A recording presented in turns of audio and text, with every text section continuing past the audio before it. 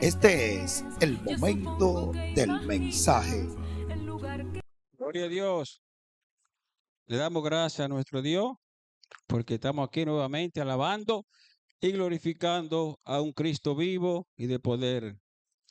Le doy primeramente gracias a Dios por esta parte y luego a mi hermano Juan Carlos Méndez que me da esta oportunidad. Vamos a dejar, hermano, que el hermano Ruiz esté orando para que sea el Señor tomando el dominio y el control de todo lo que vayamos a hablar hoy en esta preciosa noche.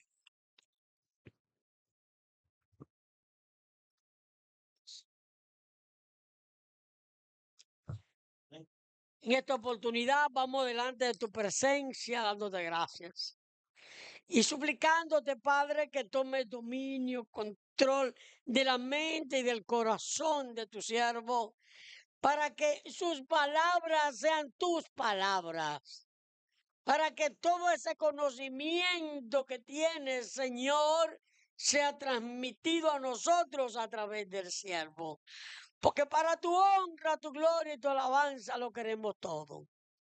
Oh Santo Padre, te lo rogamos, te lo suplicamos, en el nombre santo y poderoso de Jesucristo. Amén. Gloria al Señor. Bendito sea nuestro Dios. Hermano, el tema para esta noche es el verdadero Dios. Todos sabemos, hermano, cuál es el verdadero Dios. Vamos a estar estudiando en el libro de San Juan, capítulo 1, verso 1, que dice así.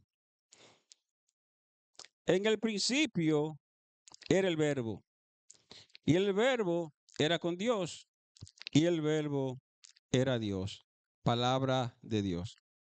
Hermano, todos sabemos el escritor del Evangelio según San Juan. Este hombre, hermano, era el más indicado para escribir este Evangelio, el apóstol Juan. Sabemos que este hombre era de la confianza del Señor, el discípulo amado, el que estaba con él por donde quiera que el Señor iba. Pero el Evangelio, según San Juan, es una acumulación de testimonio para probar que Jesús es el Cristo, el Hijo del Dios viviente. Lo escribió Juan en respuesta a una petición de la iglesia que ya poseía los otros evangelios para tener la verdad más profunda del evangelio. Escrito con la mira de levantar vida espiritual de la iglesia. Contiene la sustancia de la predicación de Juan a la iglesia de esas verdades espirituales que él había recibido del Señor. El propósito de Juan en este evangelio es presentar a Cristo a todos los cristianos como el verbo encarnado de Dios. Por eso es que Juan dice lo que acabamos de leer: en el principio era el verbo y el verbo era con Dios y el verbo era Dios. Ahora bien, ¿qué significa la palabra verbo? Palabra, expresión. Sabemos, hermano, que antes se hablaba de un verbo que era Cristo. Había muchos hombres de Dios y muchos profetas que profetizaron del Señor Jesús. Gloria al Señor.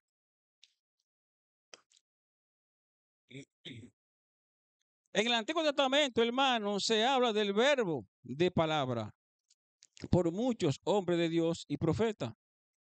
En el libro de Zacarías, capítulo 9, verso 9, dice: alégrate mucho, hija de Sión, da voces de júbilo, hija de Jerusalén. He aquí, tu rey vendrá a ti, justo y salvador, humilde y cabalgando sobre un asno, sobre un pollino, hijo de asna. En Mateo, el discípulo Mateo se traslada también al Antiguo Testamento y escribe lo mismo que escribió Zacarías. Lo mismo que profetizó Zacarías. Y Mateo dice, decí a la hija de Sión, he aquí, tu rey viene a ti, manso y sentado sobre una asna, sobre un pollino, hijo de animal de carga. Mateo capítulo 21, verso 5 en adelante. Hermanos, sabemos que Mateo fue también un hombre escogido por el Señor como uno de sus discípulos para llevar la palabra de salvación a la humanidad.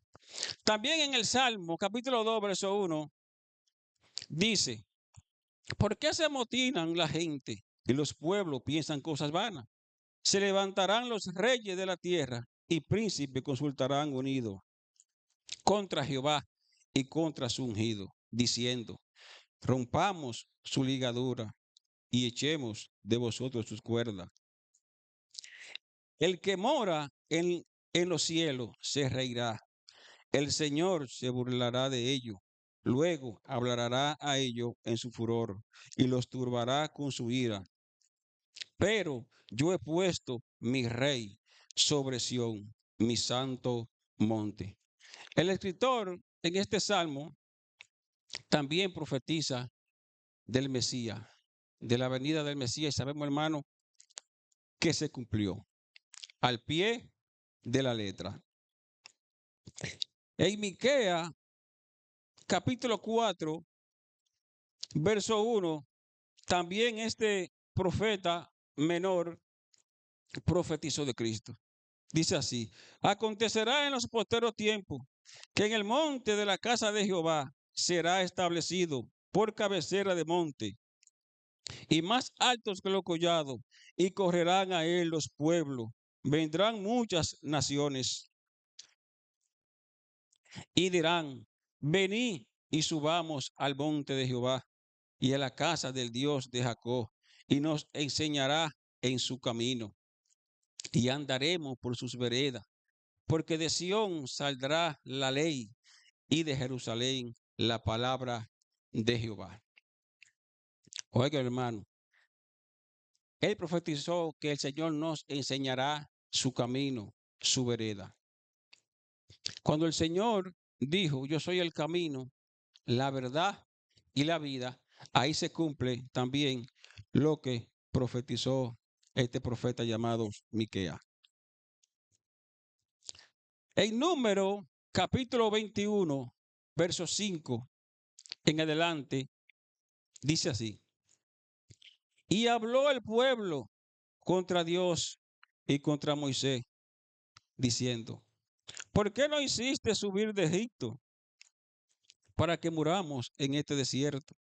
Pues no hay pan ni agua, y vuestra alma tiene fastidio de este pan tan liviano.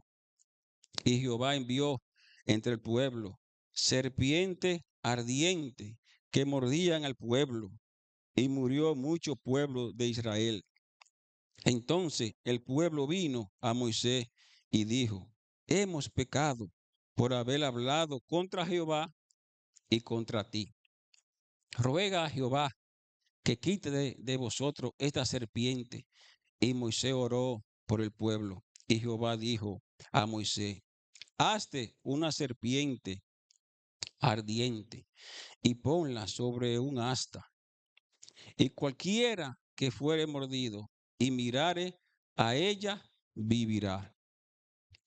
Gloria al Señor. Hermano, ahí está simbolizando a Cristo. Sabemos que Moisés cumple la orden de Dios cuando Dios le dice que haga una serpiente ardiente, o sea, una serpiente venenosa. Usted dirá, pero ¿por qué el Señor le dice que haga una serpiente y la ponga sobre una asta, o sea, sobre un palo? Y cualquiera de los pueblos de Israel que fuera mordido por esta serpiente, si mirare a la serpiente, vivirá. Hermano, todos sabemos que cuando Jesús tiene el encuentro con Nicodemo, el Señor también se traslada allá.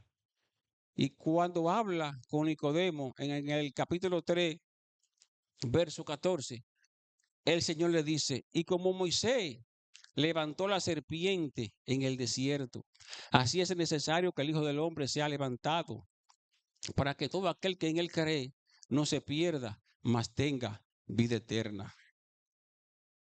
Oiga, el símbolo de esa serpiente, eso era pasajero, porque era simbolizando a Cristo. Porque sabemos que cuando Ezequías, el rey, cogió el reinado,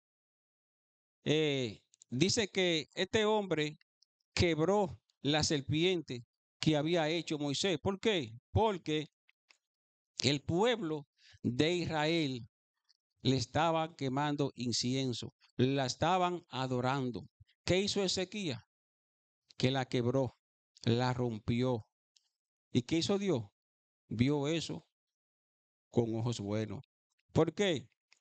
Porque sabemos, hermano, que la idolatría a los dioses paganos no es también delante de la presencia de Dios. Moisés levantó la serpiente en el desierto. ¿Por qué Moisés levantó una serpiente? Porque obedeció a Dios. Bendito es el Señor para siempre. Y todo debe de cumplirse. Usted dirá, pero bueno, ya todo está cumplido. Hay guerra, rumores de guerra, padres que matan a sus hijos, hijos que matan a su padre, pero todavía faltan muchas almas que salvar.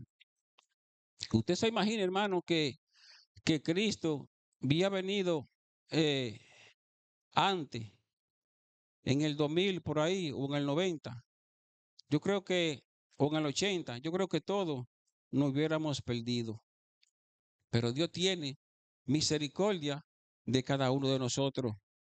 Y Cristo no ha venido a la tierra porque hay mucha alma que salvar. ¿Por qué Juan fue uno de sus discípulos? El discípulo amado, el que se arrascotaba sobre su hombro, el único que estaba junto a la cruz con Jesús, con María Magdalena y María, la esposa de Cleofás. Ahora bien, nos preguntamos, ¿dónde estaban los otros discípulos? No estaban ahí, solamente estaba Juan, el discípulo amado. Gloria al Señor. ¿Por qué?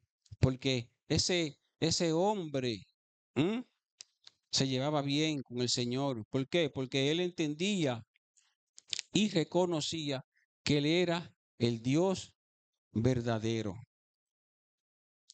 Por ahí dicen esas religiones que hay tres, pero es uno. Es uno.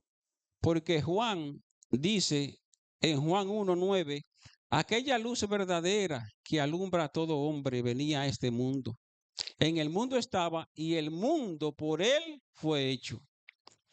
A lo suyo vino, mas lo suyo no le recibieron, mas a todos, a los que creen en su nombre, le dio potestad de ser hechos hijos de Dios. Ahora bien, ¿por qué Juan dice que el mundo por él fue hecho? Si nos vamos en el libro de Génesis, donde dice, en el principio creó Dios los cielos y la tierra. Usted dirá, pero ven acá, ¿por qué si fue Dios y dice que Cristo fue hecho el mundo? Entonces, no es que hay tres dioses, solamente uno, Jesucristo, el Padre eterno, el que se encarnó para que hoy usted y yo tengamos vida y vida en abundancia. El único apóstol que murió de viejo, Dios lo tenía reservado el Señor ahí. ¿Para qué?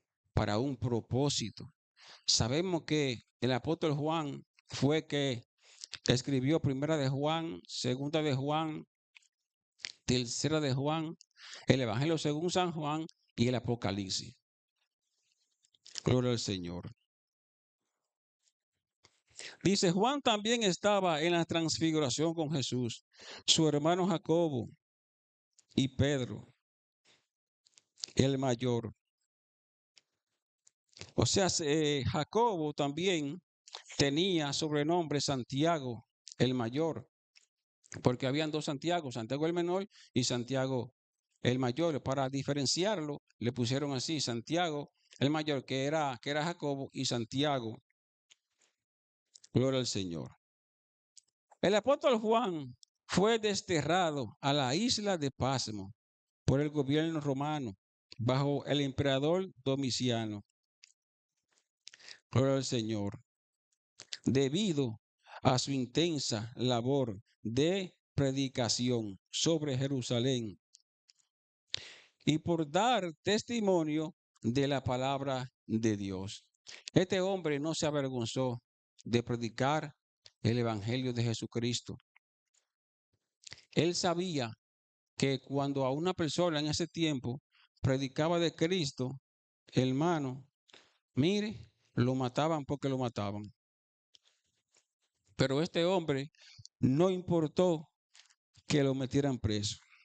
Se consideraba que sus enseñanzas desafiaban la autoridad romana. Juan no tenía miedo a morir porque él sabía a quién le servía, a un Cristo vivo y de poder. Gloria al Señor. Sabemos, hermano, que Juan andaba con el Señor para arriba y para abajo. Juan escribe este evangelio. Era el más indicado de escribir este evangelio. ¿Por qué? Porque él estaba con el Señor, aprendía de su palabra, se llevaba de su maestro. Hermano, por eso es que cuando me invitan aquí a un estudio, el hermano Ramón, el hermano Oscar, hermano, a mí me gusta estar aprendiendo de la palabra. Este hombre aprendió de su maestro, de Jesucristo. No se avergonzó. ¿Por qué? Porque él sabía a quién él le había creído. A un Cristo vivo y de poder. Si algún hermano tiene algo que decir, puede levantar la mano.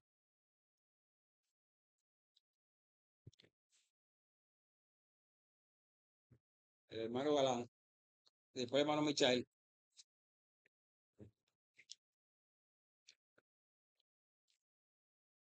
Gracias. Gracias, hermano. Esta exposición es muy importante.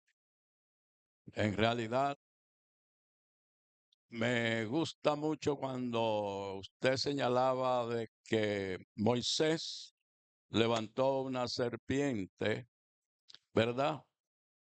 Porque el pueblo, muchos estaban siendo mordidos por serpientes, ¿verdad? Venenosas. Y estaban muriendo. Y esa serpiente, pues, en un asta fue levantada para que todo aquel que la mirara viviera. Ciertamente que usted citó el verso clave, ¿verdad? Que así como la serpiente que Moisés levantó en el desierto, también el Hijo de Dios fue levantado. Y en este sentido podemos decir lo siguiente: todo aquel que mira con fe al que fue levantado, como lo hemos mirado nosotros, ¿verdad? Y hemos sido llamados por Él, en realidad fuimos ya, ¿verdad? Con el antídoto que fue su sangre que Él derramó, ¿verdad? Sanado de ese veneno mortal que se llama pecado, porque nos convertimos a aquel que fue levantado, Cristo, el Hijo de Dios. Es decir, todos nosotros fuimos mordidos por serpiente, principalmente el diablo, que es la serpiente antigua, ¿verdad? Y por eso en Cristo Jesús encontramos el antídoto especial, que es su sangre, que nos limpia de todo pecado. Hermano Michael, hermano Ramón.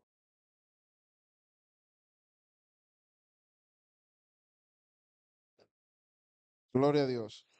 Varón, creo que el tema es el único Dios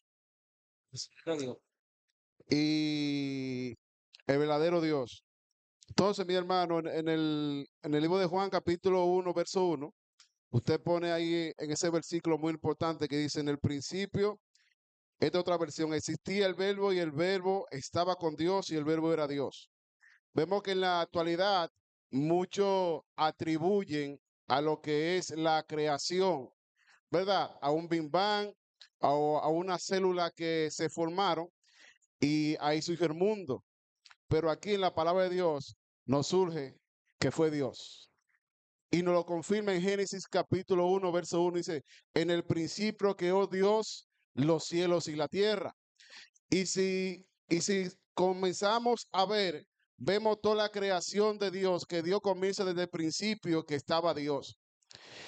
Y si vemos, también Cristo se humanizó y se hizo carne y habitó entre nosotros. Y vino y derramó su sangre por cada uno de nosotros. Vemos el gran poder de Dios que primero hace el mundo, crea todo lo que hay en él, nos crea a nosotros. Entonces nosotros, en nuestra condición de pecado, Dios envía a su Hijo en la cruz del Calvario para morir por cada uno de nosotros. Y la naturaleza misma nos habla de que hay un Dios todopoderoso, que es Jehová, Dios de los ejércitos. Hermano Ramón. Sí, mi hermano, este tema es importantísimo. ¿Por qué razón, hermano? Porque te está hablando del verdadero Dios. Y en estos, o sea, desde el principio mucha gente negaba acerca de que Cristo es Dios y lo niegan aún. Sin embargo, si usted tiene esta cita, hermano, yo la dejo, que está primera de Juan 1:5. No. Sí, ok. Es 1:20, varón, 1:20. Primera de Juan 1:20, si lo tiene, lo dejo para, ok. Aquí, hermano, nos da una clara enseñanza de que el verdadero Dios es Cristo. Y dice la palabra de Dios, primera de Juan capítulo 5, versículo 20, pero sabemos que Él es el Hijo de Dios, que el Hijo de Dios ha venido y nos ha dado entendimiento para conocer al que es verdadero. Y estamos en el verdadero, en su Hijo Jesucristo. Este es el verdadero Dios y la vida eterna. Entonces, amado, es de suma importancia conocer que Cristo es el Dios verdadero. Sabemos que Padre, Hijo y Espíritu Santo es un solo Dios.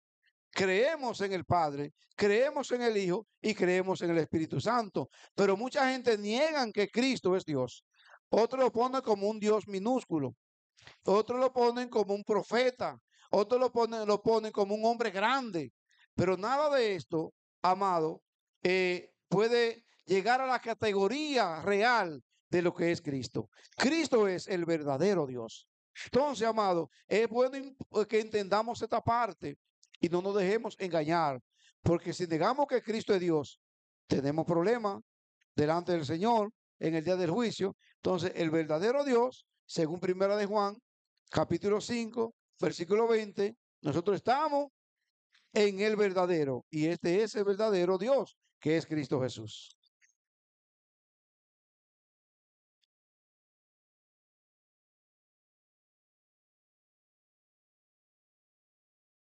Gloria a Dios. Sí, hermano, por eso es también cuando el Señor está hablando con los discípulos,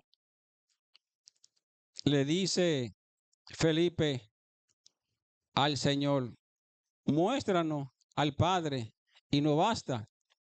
El Señor le dice, tanto tiempo que están con vosotros y no me han conocido. Felipe, el que me ha visto a mí, ha visto al Padre. O sea, que si tú me viste a mí, ha visto al Padre. No es necesario que yo te enseñe a ti el Padre porque yo soy. Porque sabemos, hermano, que para Cristo, para Dios salvar la humanidad, tenía que ser así. Humanizarse como hombre. 100% hombre y 100% Dios. No pecó. Entonces, usted se imagina que había venido como Dios. Nadie hubiera resistido esa grandeza si no se humanizó. Se empapó con la humanidad. Habló. Le enseñó de la enseñanza de él, para que todo aquel que en él cree no se pierda, mas tenga vida eterna, como dice la palabra de Dios.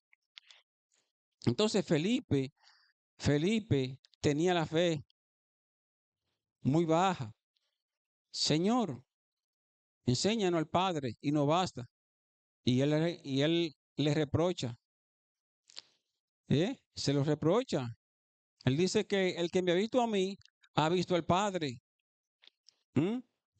Entonces, eso eran lo que el pueblo de Israel todavía están esperando todavía el Mesías, porque no creen todavía que Cristo fue el que vino en carne. Por eso fue que Cristo dijo, yo soy la resurrección y la vida. O sea, el único y el primero que dice, yo soy la resurrección y la vida. Óigame.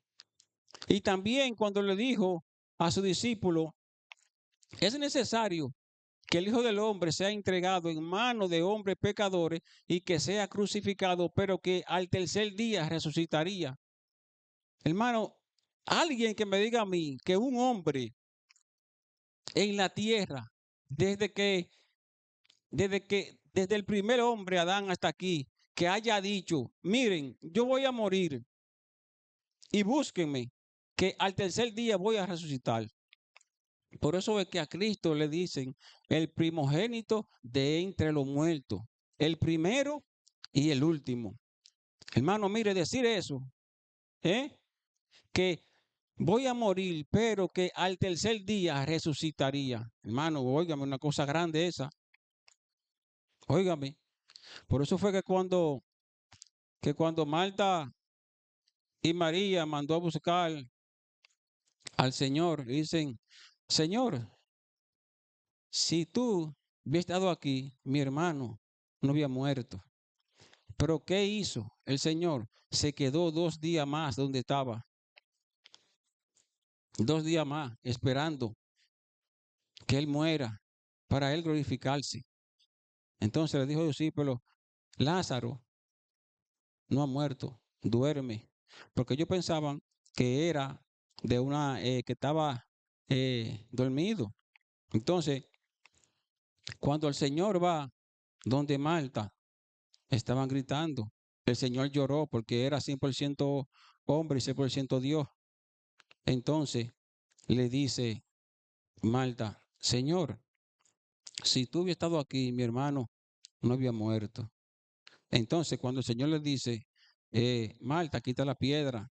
Marta dijo, Señor, ya hiede de 4 días. El Señor le dice, Marta, yo soy la resurrección y la vida. El que cree en mí, aunque esté muerto, vivirá. Marta pensaba que era en el día de la resurrección que Lázaro iba a resucitar. Y era ese mismo día. Marta, ¿no te he dicho que si crees verás la gloria de Dios? Hermano. Ramón, te levanto la mano.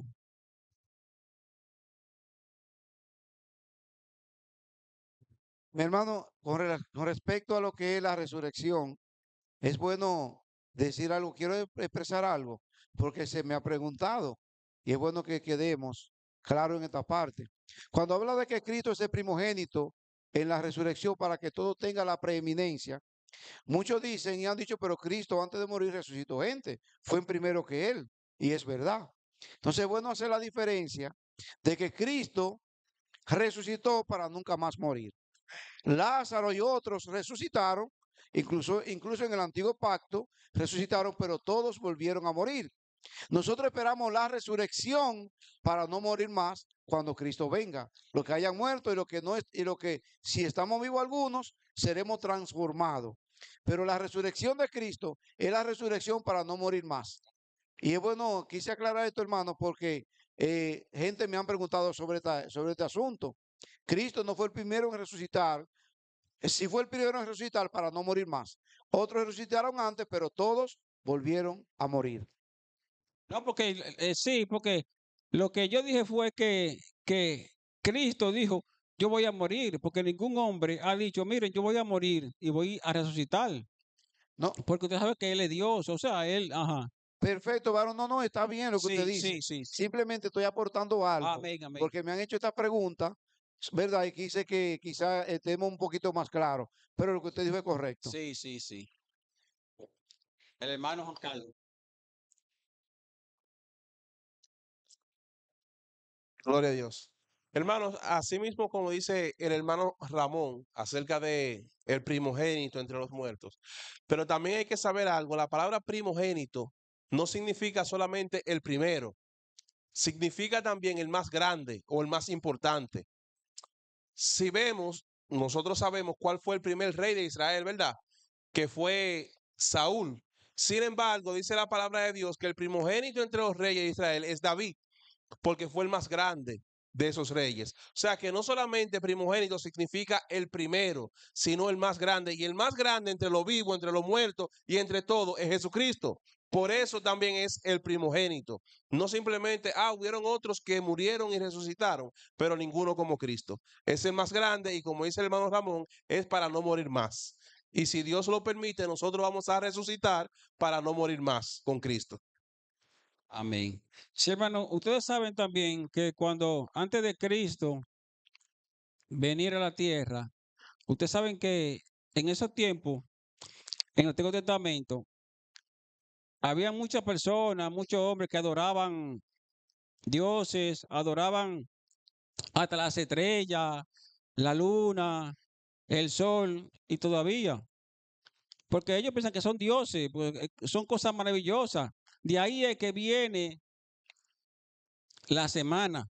Ustedes saben que los caldeos y los hebreos, cuando miraban para arriba, los hebreos fueron que le pusieron la semana, lunes, martes, miércoles, jueves, viernes, sábado y domingo. Porque cuando veían la luna, a la luna le pusieron lunes. Cuando veían el planeta Marte, le pusieron Marte. Cuando veían a Mercurio, le pusieron miércoles. Cuando veían a Júpiter, le pusieron jueves. Y cuando veían Venus, le ponían viernes y Saturno a sábado. Y al sol le pusieron domingo.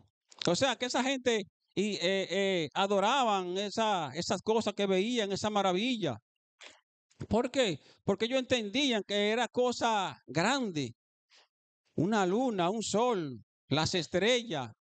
Entonces ya cuando Cristo viene, ya sabemos, hermano, que cuando los sumos sacerdotes entraban por el lugar santísimo a hacer los sacrificios, el sacerdote hacía un sacrificio por el pueblo y otro sacrificio por ellos mismos, por los pecados. Entonces, cuando salían de ahí cada año, volvían nuevamente a cometer pecado tras pecado. Por eso es que en Isaías 31 dice, ay de los hijos que se apartan, dice el Señor, para tomar consejo y no de mí, para cobijarse con cubierta y no de mi espíritu, añadiendo pecado tras pecado.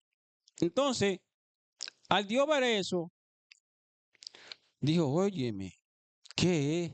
Vienen y hacen sacrificio y cuando salen de ahí vuelven otra vez a cometer pecado tras pecado. Entonces, todo hermano, sabemos lo que aconteció con Cristo.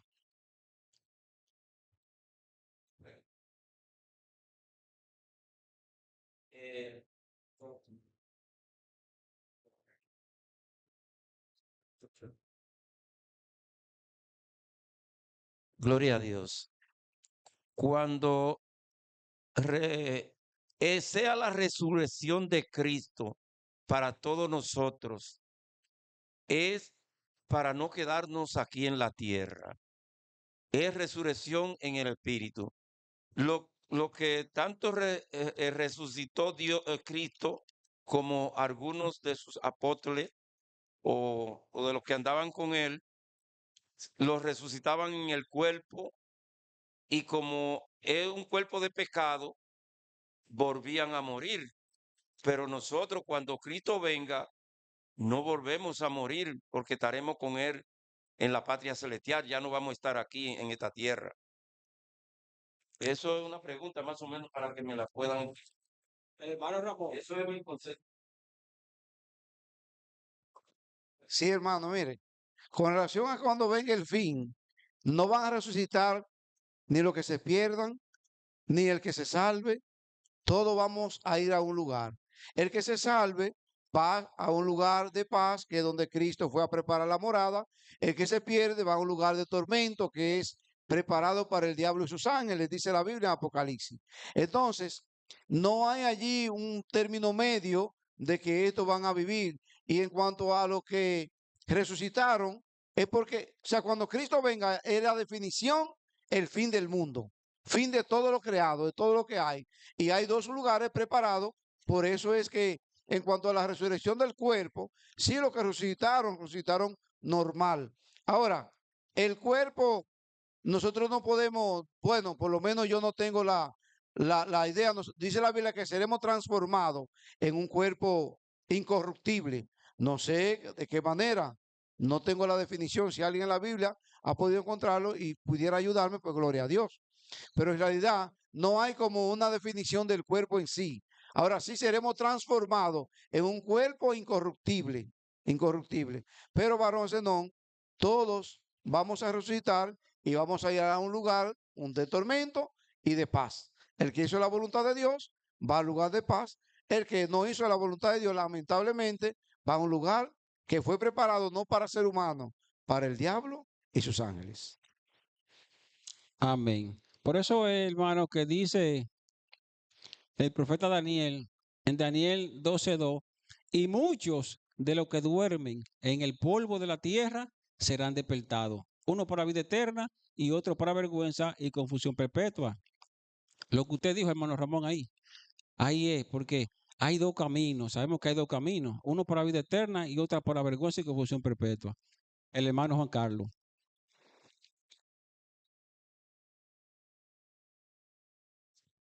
Hay que tener claro que la resurrección es la unión del cuerpo y el espíritu. La muerte es simplemente la separación del cuerpo y el espíritu. Entonces la resurrección es cuando se vuelven a unir otra vez.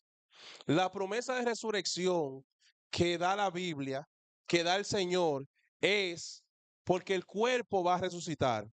En Juan capítulo 5, versículo 24 en adelante dice, de cierto os digo, el que oye mi palabra y crea al que me envió tiene vida eterna y no vendrá a condenación, mas ha pasado de muerte a vida.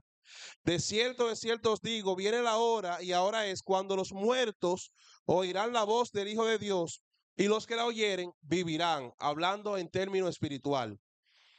Porque como el Padre tiene vida en sí mismo, así también ha dado al Hijo tener la vida en sí mismo.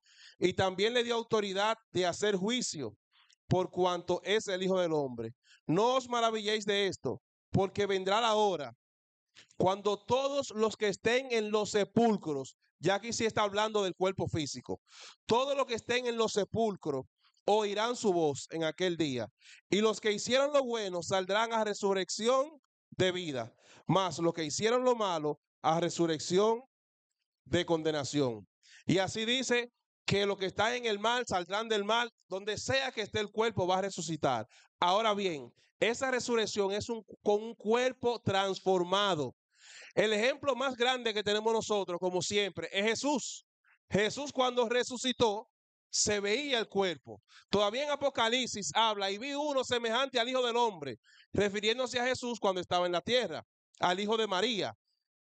Era semejante aún en el cielo. Dios va a transformar nuestro cuerpo. Ya no será un cuerpo corruptible, ya no será un cuerpo como este de carne y hueso que vemos, pero será nuestro cuerpo.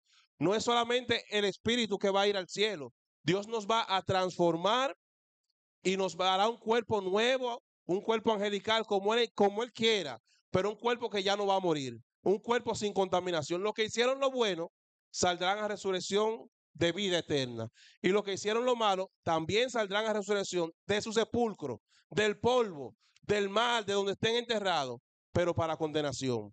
Por eso es la resurrección eterna. Y vuelvo y digo, nuestro ejemplo más grande es Jesucristo. Y así fue la resurrección. Y dice en 1 Corintios capítulo 15 que Él estará así ya hasta que Él entregue la iglesia. Cuando Él entregue la iglesia al Padre, entonces ya ahí se sentará como Dios, como Cristo, como fue desde la eternidad con el Padre. Le entregará el reino al Padre. Pero ahora en Apocalipsis vemos que Él se mantiene como el Hijo del Hombre intercediendo por nosotros. Amén, hermano. Sí, por eso es que hay religiones por ahí que dicen que María es la que intercede. Y eso, hermano, sabemos que eso no es bíblico. Los amigos que están aquí también, eso no es bíblico. Usted lee los 66 libros de la Biblia y usted no va a ver ahí, ni a escuchar, ni a leer que María es la intercedora. Solamente Cristo, el que murió por usted y por mí, por nuestro pecado. Se humanizó, se hizo carne para llevarnos a la salvación eterna. Dice, Juan tenía la seguridad y la certeza que Cristo era el Dios verdadero. Pero qué bueno, hermano, que todos los que estamos aquí hemos creído de que Cristo es el Dios verdadero.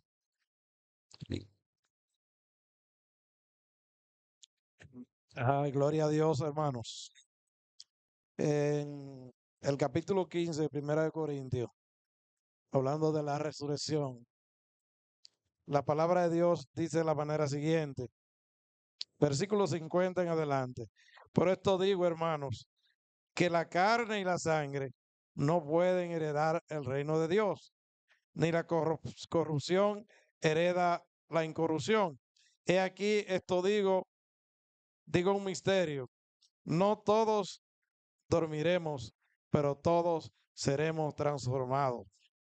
En un momento, en un abrir y cerrar de ojos, a la final trompeta, porque se tocará trompeta y los muertos serán resucitados incorruptibles y nosotros seremos transformados, porque es necesario que esto corruptible se vista de incorrupción y esto mortal se vista de inmortalidad. Y cuando esto corruptible se haya vestido de incorrupción y esto mortal se haya vestido de inmortalidad, entonces se cumplirá la palabra que está escrita: sorbida es muerte y victoria. ¿Dónde está, oh muerte, tu aguijón? ¿Dónde está, oh sepulcro, tu victoria? Hermanos, como decía el hermano Juan Carlos, todos seremos resucitados. Y todo lo que estén muertos o estemos muertos, pero también los que estemos vivos o estén vivos, seremos transformados. Y entonces recibiremos al Señor. Y el Señor no viene a la tierra, recibiremos al Señor en las nubes, que no es que el Señor viene a la tierra. Recibiremos al Señor en las nubes, iremos a recibir al Señor y estaremos por siempre con el Señor. Así que nuestros cuerpos serán transformados y resucitados. Si estamos vivos, seremos transformados, y si estamos muertos, también seremos transformados, porque en el cielo no entrará ni carne ni sangre, sino cuerpos transformados por el Señor. Dios le bendiga. Amén. Gloria al Señor. Por eso, hermano, que por ahí hay una secta satánica que lo que dice que no es necesario convertirse a Cristo, porque uno puede hacer y deshacer, que cuando partamos de este mundo nos van a pasar por un purgatorio y ahí van a a limpiar todo nuestro pecado y vamos a subir al cielo. Hermano, porque si fuera así, ¿qué yo busco en estos caminos? Yo estuviera haciendo y deshaciendo, como hacía antes en el mundo, porque cuando parta de este mundo me van a pasar por el purgatorio y por ahí me voy para arriba, me van a purificar, van a dejar ahí todo mi pecado y me voy para allá arriba. Pero sabemos, hermano, que eso no es así. El que muere en pecado, hermano, sabe para dónde va. Y el que muere en Cristo, también sabemos para dónde va. Hay dos caminos. Hay dos caminos. Salvación y vida eterna. Condenación y salvación. Cristo y Satanás. Dos caminos. Por más que usted lo vea, hermano, son dos caminos. Entonces, el mejor camino que nosotros hemos escogido es el camino de Cristo. Y a los amigos que están aquí, si quieren ser hijos de Dios, tienen que recibirlo como su único y suficiente Salvador. Allá afuera dice que todos somos hijos de Dios, pero eso es mentira. Porque Juan dijo, a los suyos vino, mas los suyos no lo recibieron. Mas a todos, a los que creen en su nombre, le dio potestad de ser hechos hijos de Dios. A los que le reciben como su único y suficiente Salvador de su vida. Que Dios le bendiga y que Dios le guarde.